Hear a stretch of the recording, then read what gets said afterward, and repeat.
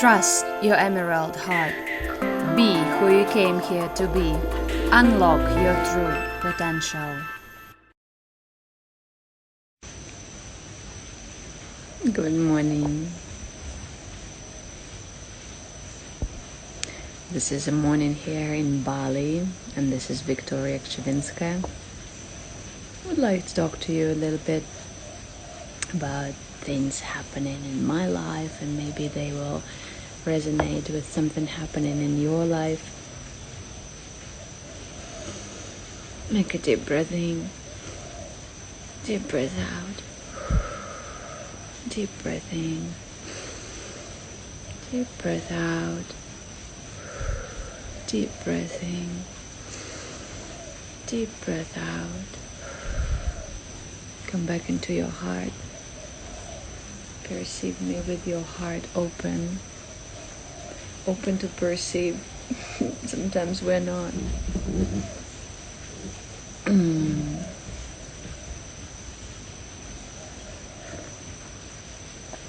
You know, what I want to talk to you about is the communication and relationship we are having with people around us, and how people perceive us, and whether or not we actually need to try to persuade them to see who we truly are, instead of just being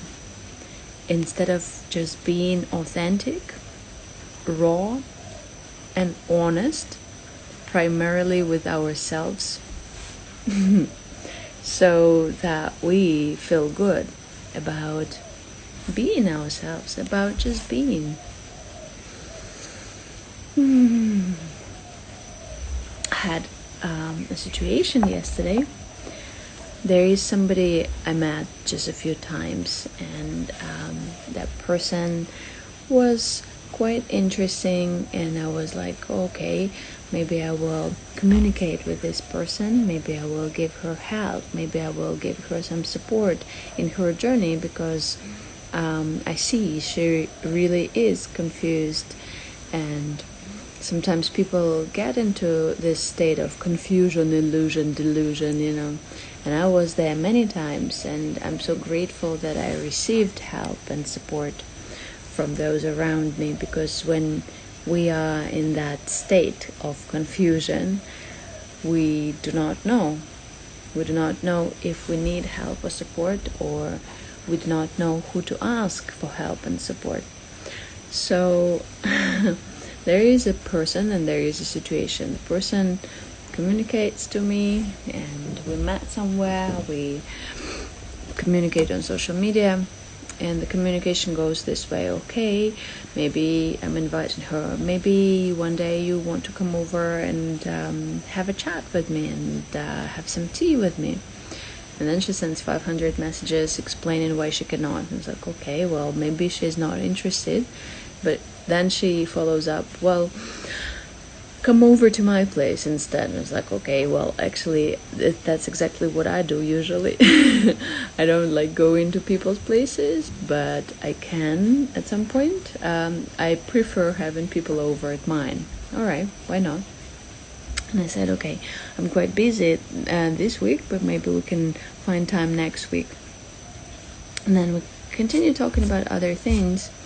And what I'm posting on social media and in my work platforms, like I'm posting about meditation, I'm posting about my searches, I'm posting about my opinions, I'm posting about my creative solutions to what I have found, like, okay, usually it is very much connected with my personal journey, right? So for example, if I'm in the healing journey, I'm sharing something about the healing and the meditations which helped me, or the offerings which helped me.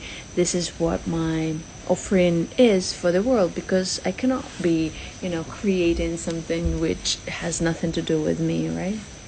So the person looks at my profiles and has some sort of opinion, and then starts attacking me with her personal attitude and opinion towards what she sees. And the attack would go something like, "Oh, who do you think you are? Why do you think you are such a guru?"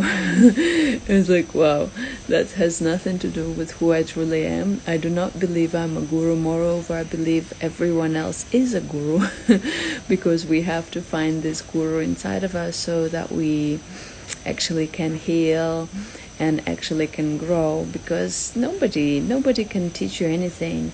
People can just hold your space for you to learn something from within, something that you had within, and not, the knowledge, the wisdom, everything comes from within. It's not something that you can learn from a book. It's not something that you can get anyway. It's just something that you get from your personal experience, from your personal growth, and from how you perceive things, or rather how you change the perspective of your feelings, of your understanding, of your emotions, and how you manage to grow from that. And the person is trying to attack, and I didn't even had chance to reply because I was in some classes, and the person had like a whole bunch of messages, text and voice, and then by the time I finished my class, she already had a drama in my social media.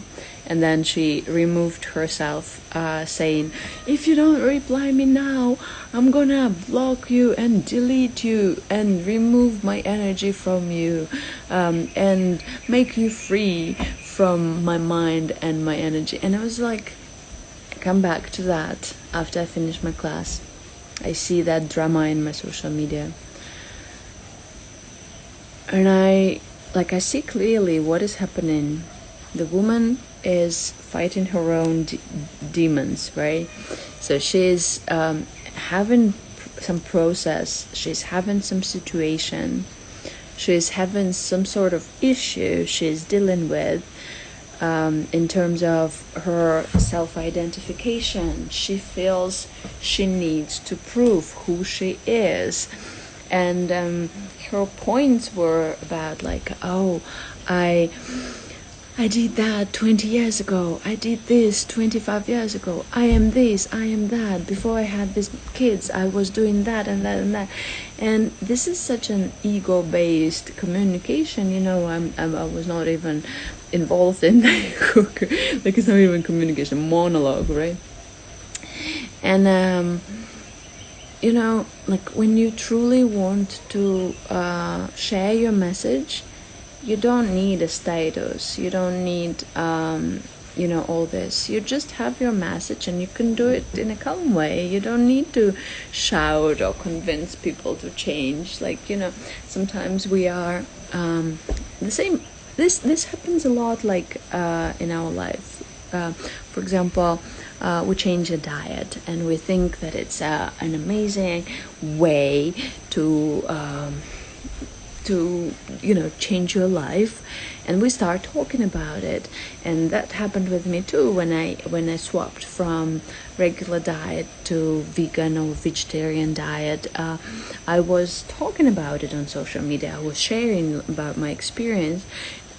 But for me, it's it's an experience rather than a teaching, because after a few years of doing that, I swap into a different feeling, because I am very much attuned to my body, and I feel that now this is good for me, or now that is the perception which I want to have, and it's always changing. Like even if you scan your body and see what kind of sensations you have, it's always changing. The sensations will not stay the same for a long time. The sensations will go off in a few seconds, in a few minutes, and it's always shifting.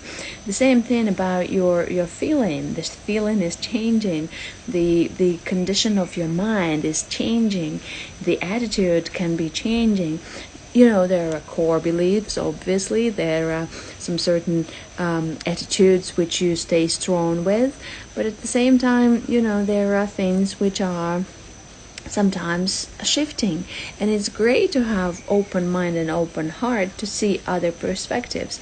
Although, me personally, and I know this about me, I have particular beliefs, and sometimes people can see that as kind of like me preaching something, or maybe even me being rude about particular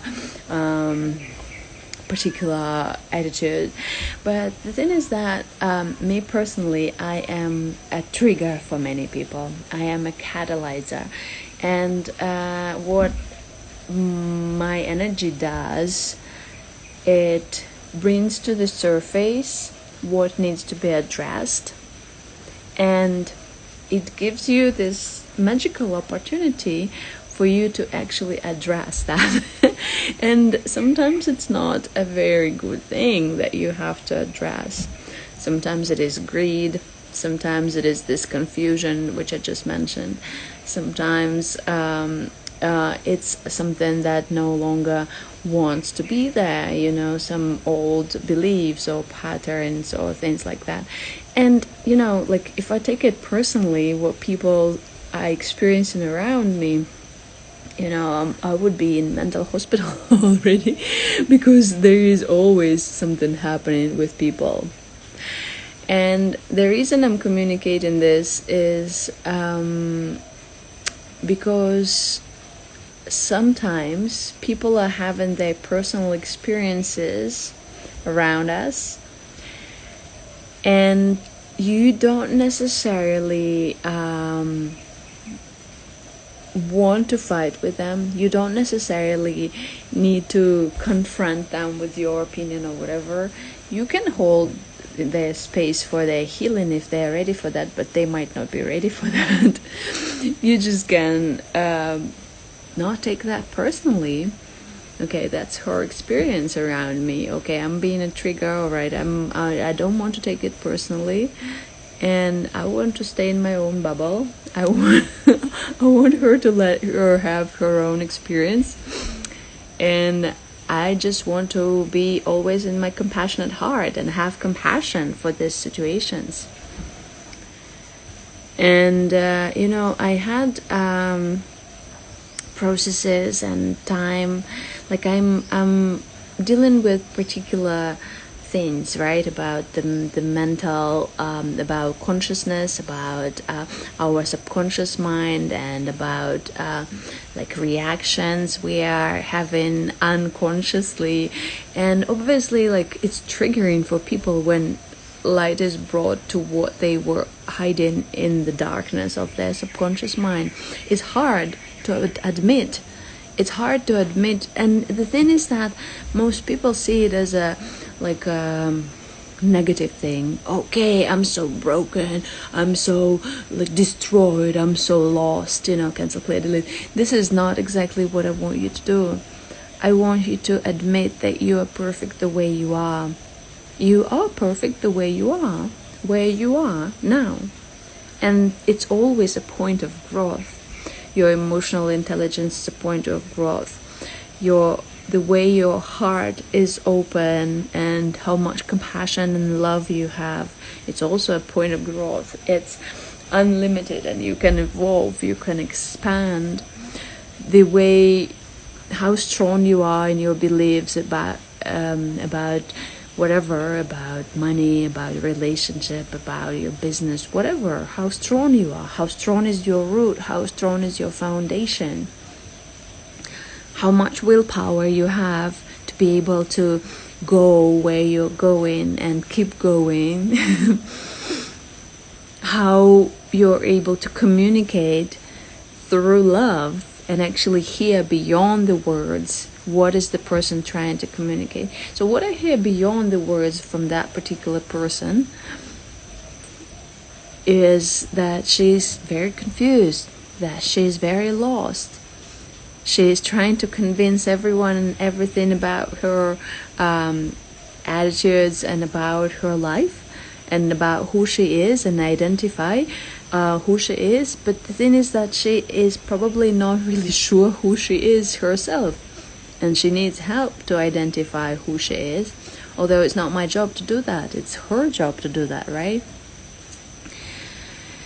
You know, the person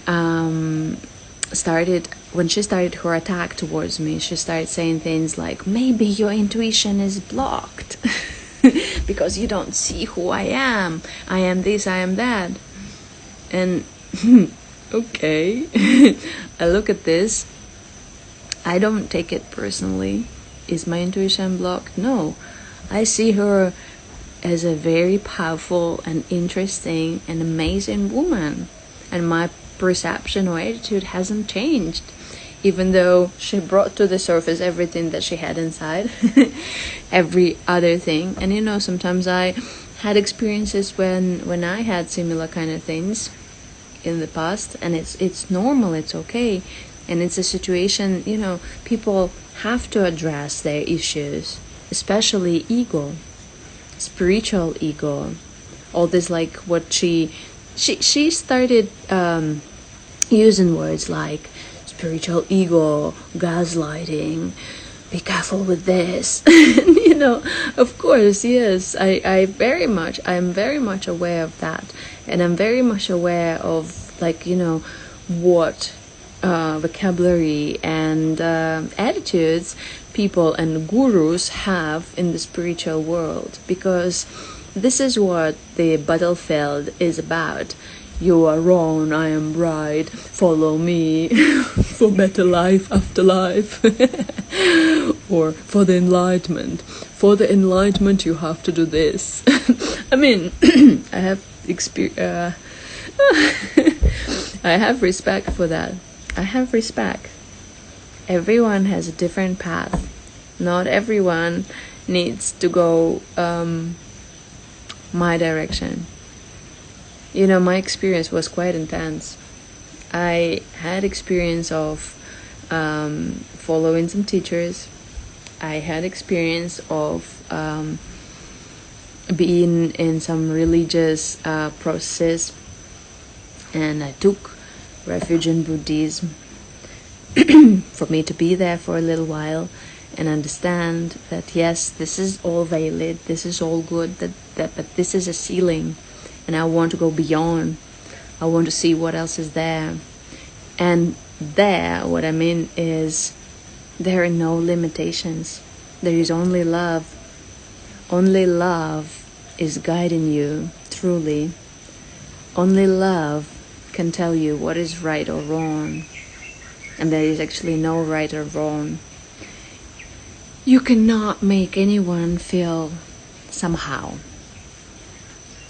Everything that they are experiencing is the perception of their own, and usually people see other people through their own trauma, through their own labels, through their own experience. And you cannot change that tremendously unless you're working on yourself. So your only job is to improve your emotional intelligence, to zoom out and to see the world clearly as it is, no matter what. No matter what. This is important. I hope this message lands well, and I'm wishing you a pleasant day. Thank you. Goodbye.